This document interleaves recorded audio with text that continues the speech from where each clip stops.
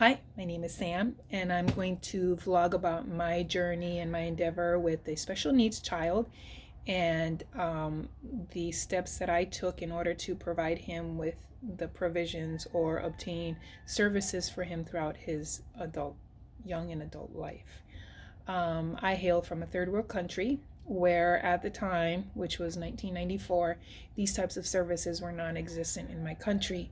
And when my child was about two, I used to reside with my grandmother, and she had thought on many occasions that his actions weren't the actions of a normal 2 year old. And I kind of thought, yeah, whatever. This is just a normal, rambunctious 2 year old boy.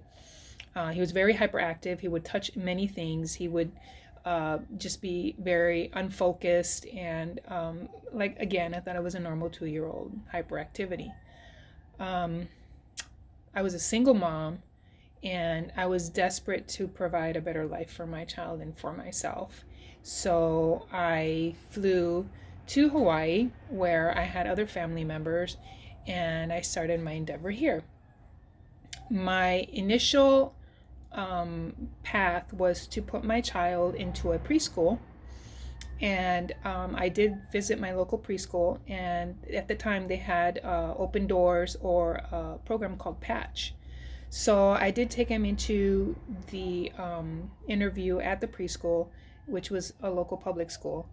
And they had interviewed me and asked me if they can interview my child by himself. So I agreed and I left the room. And when they called me back, they had asked me if I knew that my child had a behavioral disorder. And at the time, I had briefly heard about what ADHD was like and what it was about. And I thought to myself that it was just another subject to label a child. So when they said this to me, I was in awe, and it was sort of surreal because I had just learned about it, and it was just too it was just something that was unreal for me to have with my child. In a way, I was a little bit in denial, but I did know deep down inside that there was something a little unusual, a little unique about my son. So as I continued to question their behavioral assessment, they had told me that he had ADHD. And part of my concern was that his vocabulary was very small for a 2 or 3 year old. He only had spoke 2 words at a time. And I guess after he was labeled with this, we did place them in a special needs program at the school at the time. And also, I did place him in speech therapy. At the time, Kapiolani had a very good speech pathology or speech program for children who had speech impediments. So I did place him in Kapiolani. He did improve with his vocabulary little by little. So I chalked it up to maybe being a slow speaker. Sometimes they say boys are slower to learn or to speak than girls are. So I thought maybe that was the problem at the time or the issue at the time. Well, this was my initial journey with a child with disabilities. Little did I know that I was in for a long haul journey with my child, who is now a young adult. Um, I do hope that with this vlog, I can help parents here in Hawaii, because this is where I reside, with the process of obtaining specific services for their children. Every parent and child has a different journey. Every child is unique, and everybody may encounter different experiences with what I went through, but it's a start. And I just like to emphasize that if you're a parent and you feel that there is something unusual or unique about your child, please don't hesitate and get some help or advice. Your local school can help you with that, or you can also do a search on psychologists that diagnose children with disabilities. There's a bunch of them on Google you can find, and you can also call a psychologist, and the psychologist can probably guide you to another psychologist that does diagnoses for these types of disabilities. So please do not hesitate, because In the long run, this may save your child's life and may determine what will help him or enable him to be successful in life.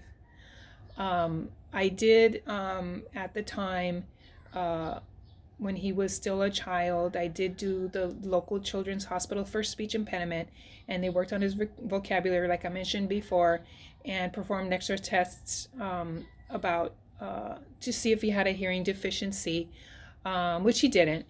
I signed up for government medical insurance as well as Social Security disability. Here's another thing that a lot of parents don't know, that if your child has been diagnosed with a disability, you may be able to obtain financial help with Social Security disability. My child did. It did help with our situation because at the time when I came here, I could not obtain a job because I had no references and I came from this third world country. So I had a very difficult time trying to obtain a job. So in the interim, I did sign up for Social Security for my son for help and also for help in housing. I was on the housing list for a very long time, and at the time I just resided with some family members here in Hawaii.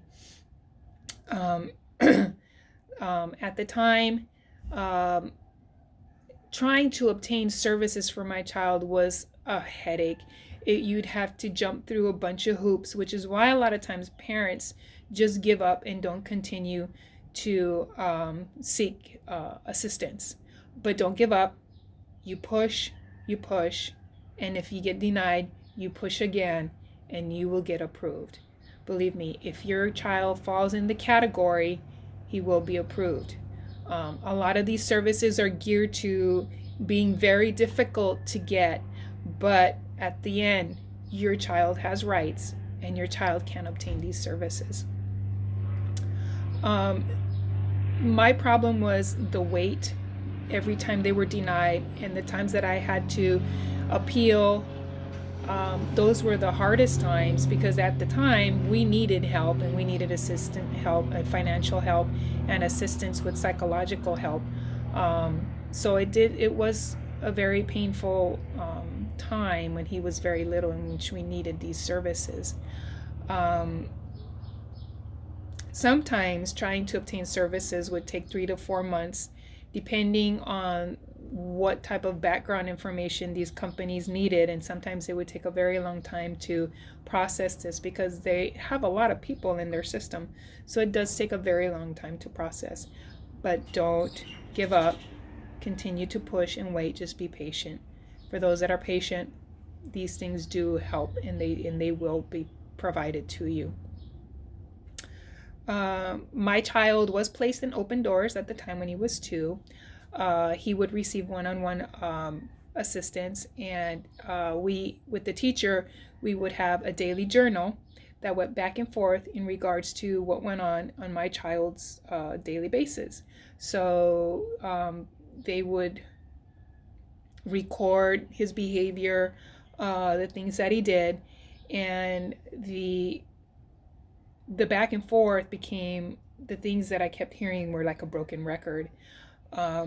My child gets out of his seat often. He won't complete tasks. He touches things without asking, disruptive while teacher is talking, and on went the list.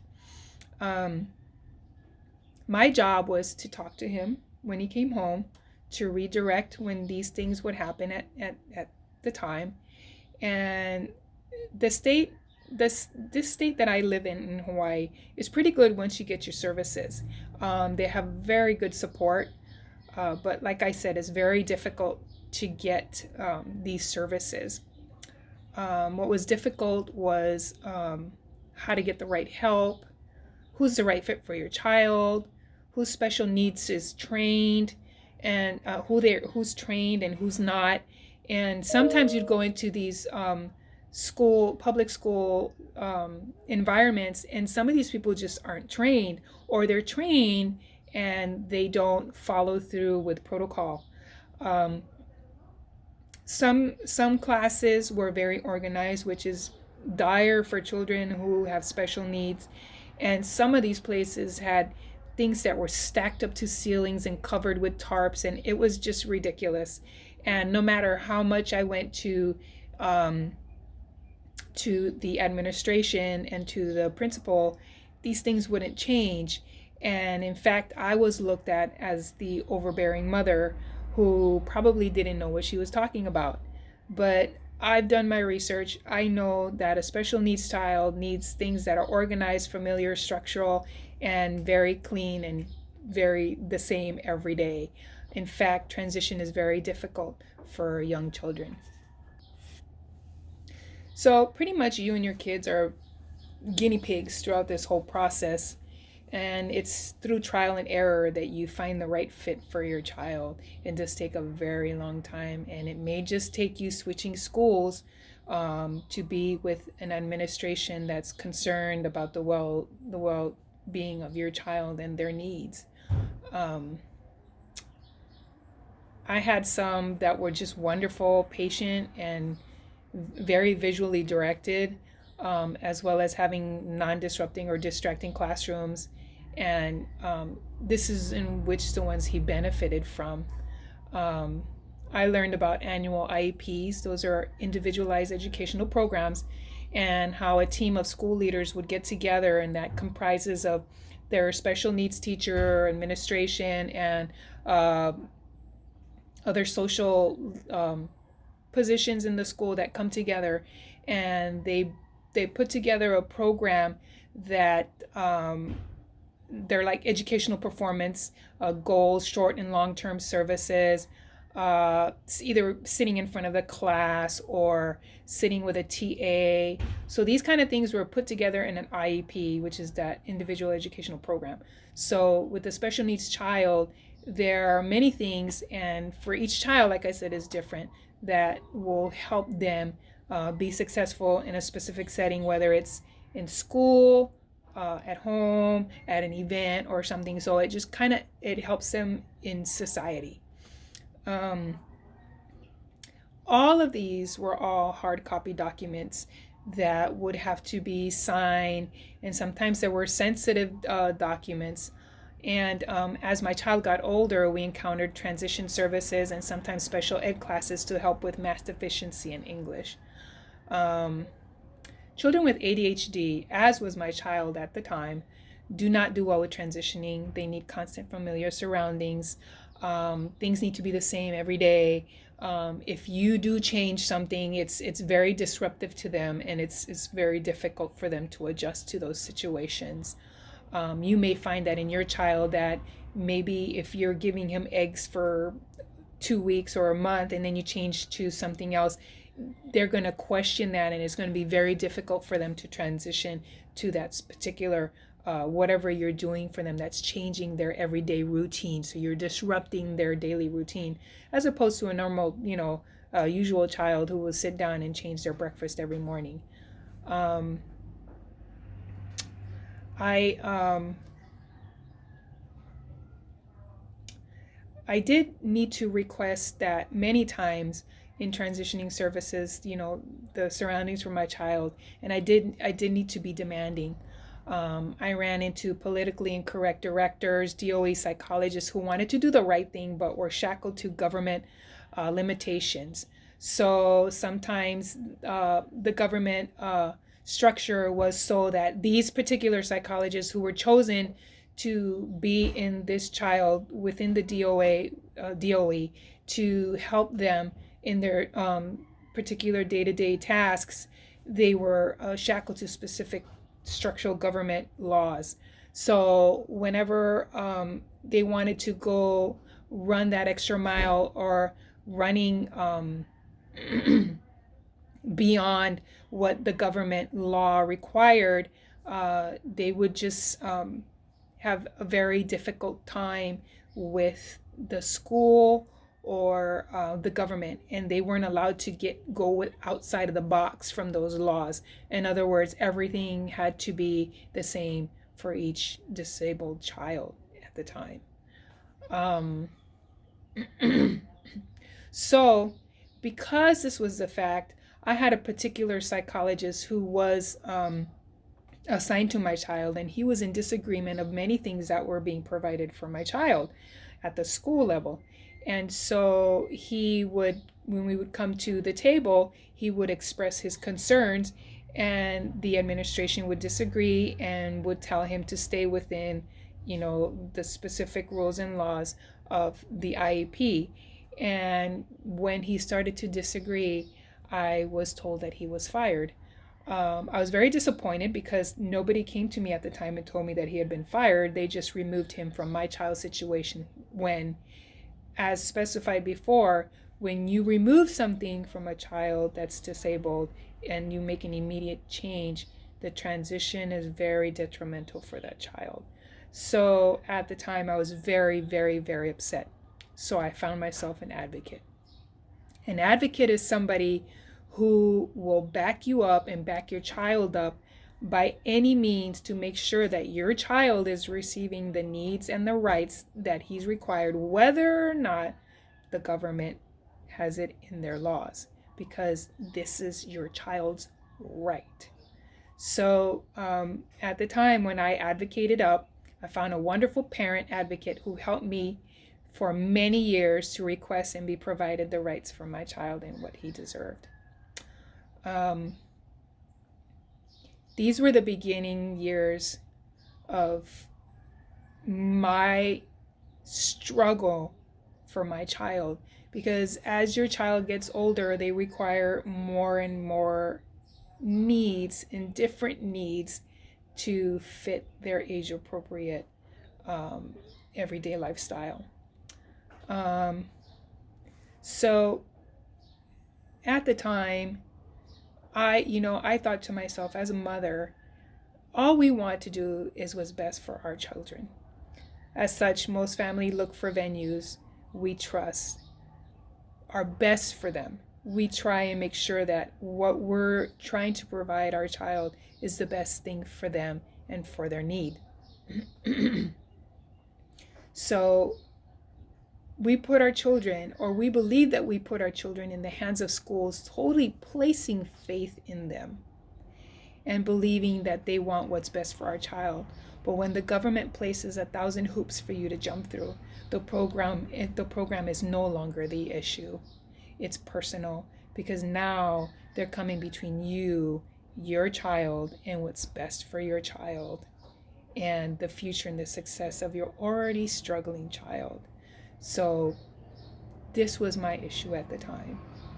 I'm going to stop here, and I'm going to continue my vlog in another video. Thank you for watching. If you have any questions, please post down below and let me know your experience and what you've seen, and if you have any ideas, or if you have any anything to add for parents that are out there looking and struggling with their special needs child. Please post it down below. Thank you. Have a good day.